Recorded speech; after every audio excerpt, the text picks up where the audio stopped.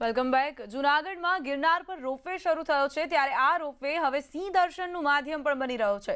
એક પ્રવાસી જ્યારે રોપવેથી અંબાજી મંદિરથી નીચેની તરફ આવી રહ્યા હતા ત્યારે તેમને નીચે જંગલમાં બે સિંહ બેઠેલા જોવા મળ્યા અને તેમણે આ દ્રશ્યોને પોતાના કેમેરામાં કેદ કરી લીધા।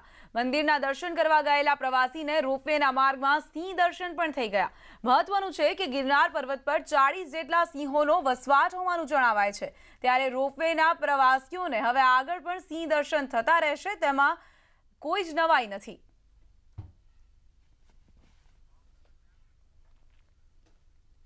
જેના વગર ભોજન ફીકું છે એવા મીઠાની ખેતી કરતા ઉદ્યોગકારો અને અગરિયાઓ મૂંઝવણમાં મુકાઈ ગયા છે કારણ કે સરકારે મીઠા ઉદ્યોગકારોને ફાળવાયેલી જમીન પર બિનખેતી કર વસૂલવાનો પરિપત્ર જાહેર કર્યો જેની સામે બાયો ચઢાવવા મીઠા ઉદ્યોગકારોએ મન બનાવી લીધું છે। ગુજરાતમાં કચ્છથી લઈને કાઠિયાવાડ તથા દક્ષિણ ગુજરાતમાં મોટા પ્રમાણમાં મીઠાની ખેતી થાય છે।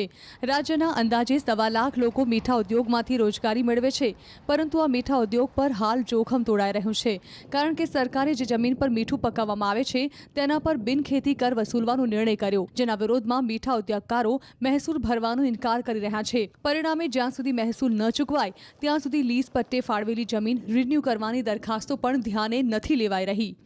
બધી જમીન આપવામાં આવી, દાખલા તરીકે ભાવનગરની હોય કે ક્યાંયની પણ હોય, તો જો એ ખેતીમાંથી બિનખેતી કરીને ક્યારેય કોઈને આપવામાં આવી નથી। એ દરેકના લીઝ એગ્રીમેન્ટમાં પણ છે કે આ જમીન કયા પ્રકારની છે, ત્યાં મીઠા સિવાય બીજું કંઈ પાકી શકે કે ન પાકી શકે।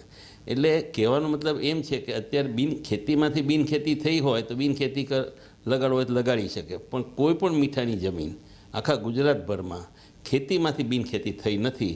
એટલે બિનખેતી કર જે લગાડવો છે એ અયોગ્ય છે, એ ન્યાયની વિરુદ્ધ છે। સરકારના નિર્ણય સામે મીઠા ઉદ્યોગકારોમાં ઉગ્ર રોષ છે। મીઠા ઉદ્યોગમાં અતિવૃષ્ટિ અને માવઠાને કારણે છેલ્લા 2 વર્ષથી નુકસાની જઈ રહી છે। 7 મહિનાથી કોરોનાની પણ અસર વર્તાય છે।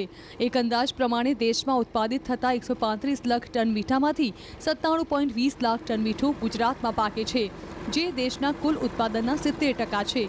મીઠા ઉદ્યોગમાંથી દર વર્ષે સરકારને રોયલ્ટી અને શેષ પેટે 18 કરોડની આવક થાય છે। રાજ્યમાં 500 જેટલા મીઠાના એકમો છે જેમાં કચ્છમાં 300 એકમ, મોરબીમાં 76 એકમ, જામનગરમાં 32 એકમ, ભાવનગરમાં 42 એકમ તથા દક્ષિણ ગુજરાતમાં 41 એકમ આવેલા છે। સુરતમાં એક ડોક્ટરે કોરોનાને 100 દિવસે માત આપી છે। નામ છે ડોક્ટર સંકેત મહેતા। દર્દીઓની સારવાર કરતા કરતા તેઓ કોરોનાનો ભોગ બન્યા। જીવન સાથેના જંગમાં તેઓ આખરે જીતી ગયા અને ઘરે પરત ફરતા દિવાળી જેવો માહોલ બન્યો।